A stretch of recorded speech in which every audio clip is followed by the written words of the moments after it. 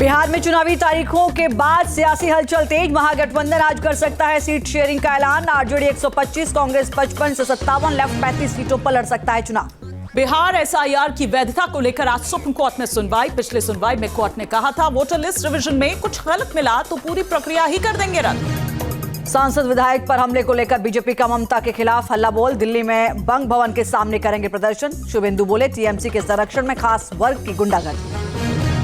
मध्य प्रदेश में 2 और cough syrup पर बैन। मात्रा से अधिक पाया गया केमिकल। छिंदवाड़ा में अब तक 18 बच्चों की मौत। ड्रग कंट्रोलर समेत 3 अफसर सस्पेंड। पहाड़ों से मैदान तक बदला मौसम का मिजाज। कश्मीर, हिमाचल, उत्तराखंड में बर्फबारी। दिल्ली एनसीआर में बारिश से गिरा तापमान।